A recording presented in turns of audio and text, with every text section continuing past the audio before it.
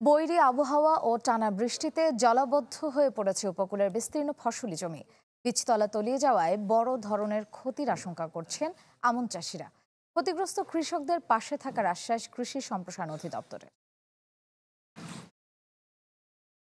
পানিতে ডুবে গেছে পটুয়াখালীর ফসলের মাঠ।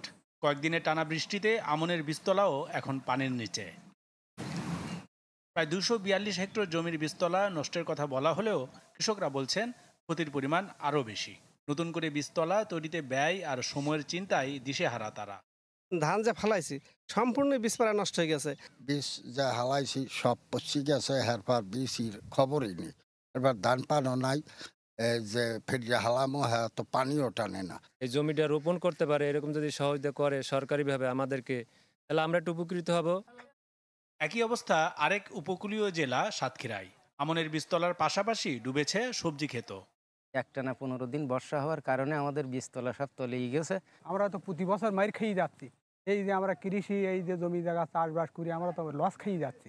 আর আমরা যে বীজ আবার কিনে যে ফেলবো, আমরা কোথায় পাবো টাকা পয়সা? এখন যদি সরকারের মাধ্যমে আমাদের কোনোটা করে, তাহলে আমরা টিকে থাকতে পারা সম্ভব। যদিও আর্থিক প্রণোদনা ও সহায়তার আশ্বাস কৃষি সম্প্রসারণ অধিদপ্তরের। আমরা একটি ক্ষয়ক্ষতি রিপোর্ট ইতিমধ্যে আমাদের ঊর্ধ্বতন কর্তৃপক্ষ বরাবর প্রেরণ করেছি। তারা সিদ্ধান্ত নেবেন যে যারা ক্ষতিগ্রস্ত হয়েছেন এসব চাষিদেরকে তারা কিভাবে সহযোগিতা করবেন। ঊর্ধ্বতন কর্তৃপক্ষের কাছে এই তথ্যগুলো জানিয়েছি।